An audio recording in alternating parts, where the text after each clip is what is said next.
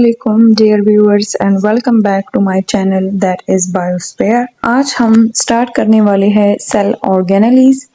Basically जो cell wall है, plasma membrane और फिर सेल के अंदर जितने भी ऑर्गेनेलीज है वो सारे। So let's start from cell wall।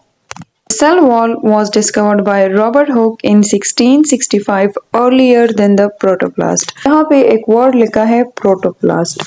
So what is protoplast? Basically the protoplast is the cytoplasm plus nucleoplasm, जो न्यूक्लियस हमारे पास होता है, ठीक है, उसका जो जेली लाइक मटेरियल या ग्राउंड सब्सटेंस होता है, तो उसको हम कंबाइनली जो है प्रोटोप्लाज्म कहते हैं, ठीक है। अच्छा, next is it is the outer most boundary of plant cells, यानी कि प्लांट सेल्स में जो है ये सबसे बाहर आउटर मोस्ट बाउंड्री होंगी, which is secreted by protoplasm of the cell, ठीक है, और बनाएगा इसको कौन? Protoplasm of the cell. Its thickness varies in different cells of the plants, यानी डिपेंड करता है, जो ज्यादा हार्ड या ज्यादा एडवांस प्लांट्स है तो उसमें इसकी थिकनेस ज़्यादा होगी, जबकि जो सॉफ्ट प्लांट्स है या जो लोअर प्लांट्स है तो इसमें उसकी थिकनेस जो है वो कम हो। और ये जो बात लिखी है इसमें कि प्लांट्स में जो है ये आउटर मोस्ट बाउंड्री है, तो ये इसलिए कि एनिमल सेल्स में हमारे पास सेल वॉल नहीं होता, एब्सेंट होता है, ठीक है, जबकि प्लांट सेल्स में जो है आउटर मोस्ट बाउंड्री सेल की जो है वो सेल वॉल ही होता है। एनिमल सेल्स में आउटर मोस्ट बाउंड्री जो है वो प्लाज्मा मेम्ब्रेन या सेल मेम्ब्रेन होता है, जबकि प्लांट्स में आउटर मोस्ट सेल वॉल होता है और फिर उसके अंदर जो है फिर प्लाज्मा मेम्ब्रेन आती है। सो इस सेंटेंस का ये मतलब है। ओके, अगर हम नेक्स्ट पैरा को देख ले तो उसमें लिखा है कि ईच सेल वेदर आइसोलेटेड और occurring in tissue has its own cell wall. Cell walls of the neighboring cells are held together by an intracellular substance called the middle lamella, ठीक है। अच्छा, अब इसमें लिखा है कि जितने भी हमारे पास सेल्स है, चाहे वो क्लस्टर में हो, ग्रुप में हो या किसी एक टिश्यू में हो, तो सबका जो है अपना अपना सेपरेट सेल वॉल होगा। और फिर जो टू नेबरिंग सेल्स होती है, यानी कि जो इस तरह अगर एक सेल है और इसके साथ दूसरा सेल पड़ा हुआ है, फिर तीसरा, इस तरह फोर्थ, फिफ्थ एंड सिक्स, तो ये जो एक सेल है और ये जो दूसरा सेल है, तो इन दोनों सेल्स के जो सेल वॉल्स है वो एक इंटरसेलुलर सब्सटेंस के जरिए से जो है बाइंड होंगे, जिसको हम कहते हैं middle lamella.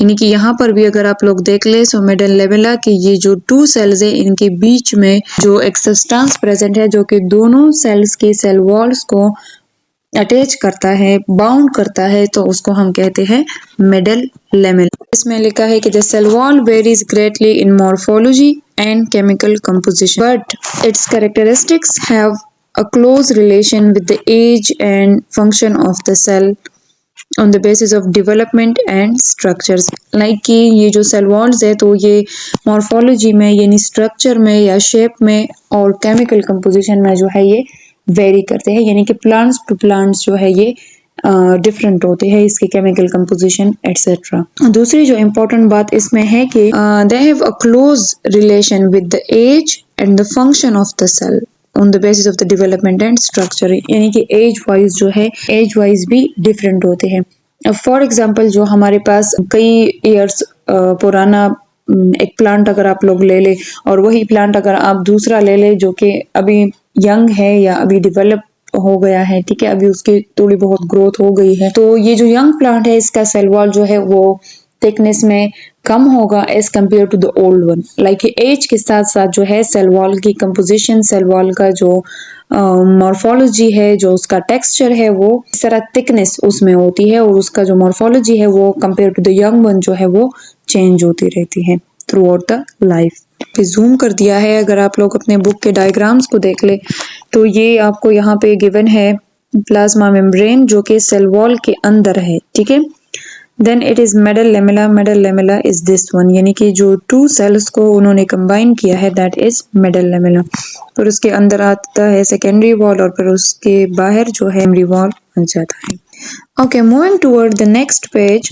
The cell wall have three fundamental parts, mainly middle lamella, primary wall and secondary wall. जैसे कि हमने इससे पहले मैंने आपको डायग्राम में शो कर दिया कि जो सेल वॉल है तो उसकी 3 मेन पार्ट्स है, middle lamella, primary wall and जो सेकेंडरी वॉल है। ठीक है, लाइक ये पार्ट्स है, यहाँ पर आप लोग हेडिंग्स भी बना सकते हैं पार्ट्स का। ठीक है, अच्छा जी, अब इसको जो है बारी बारी पैराग्राफ्स में डिस्कस किया गया है कि क्या चीजें है ये सारे parts. So let's move toward that.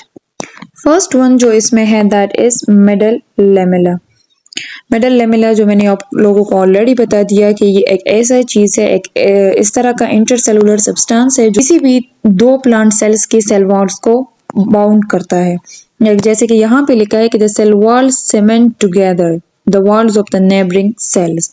It is usually thin and about 1 micrometre. कितना होता है? 1 माइक्रोमीटर इसकी थिकनेस होती है। अच्छा, in woody tissues the middle lamella is commonly lignified. अब यहाँ पे ये जो एक टर्म लिखा है लेग्निफाइड, इसका क्या मतलब है कि जो वुडी प्लांट्स होते हैं तो उसमें मोस्टली अगर आप लोग देख ले तो उसका जो सेल वॉल होता है या जो उसका छिलका होता है तो वो हार्ड होता है। ठीक है, और ये क्यों हार्ड होता है? क्योंकि ये लेग्निफाइड होता है।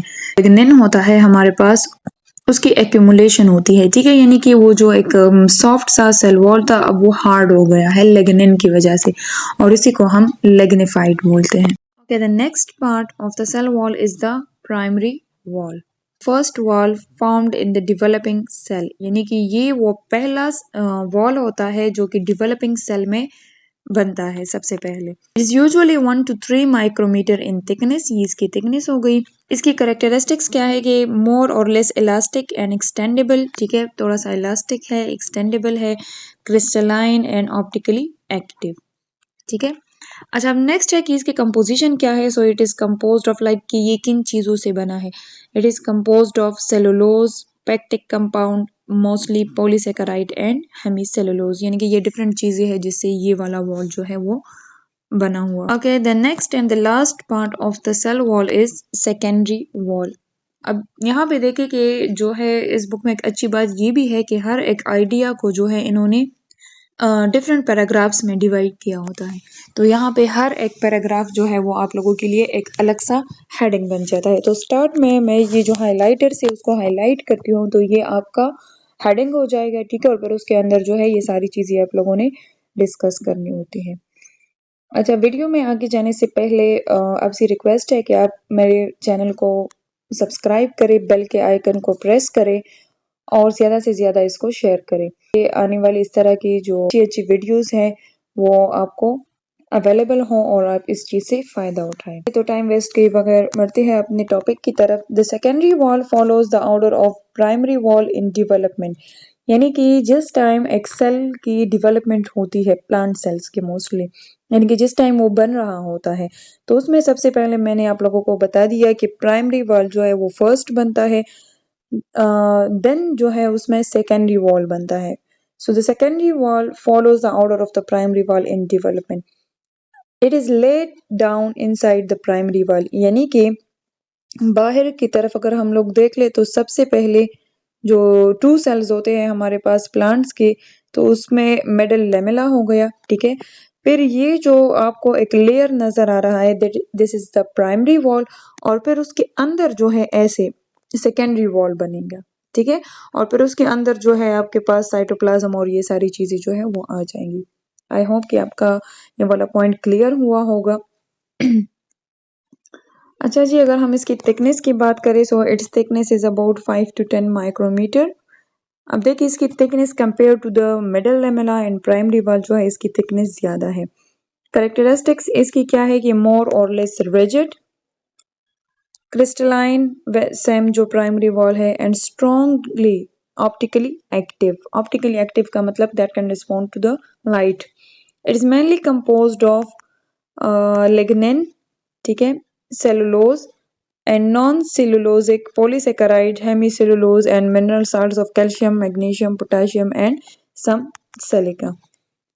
ठीक है, तो इसकी कंपोजिशन हो गई। अच्छा, अब जो फंक्शन है नेक्स्ट पैराग्राफ में ये जो लिखा है कि द मेजर रोल, तो यहाँ पे आप लोग हेडिंग बना सकते हो फंक्शन ऑफ सेल वॉल या major role of the cell wall, और फिर उसमें आप ये वाले सेंटेंसेस ऐड कर सकते हो। The major role of the cell wall is to form a framework. Framework means कि एक स्केलेटन, एक फ्रेम बनाना सेल के लिए, जिसके अंदर फिर वो सारी चीजें जो है वो प्रेजेंट होंगी. So the cell wall is to form the framework for the cell to prevent the over expansion.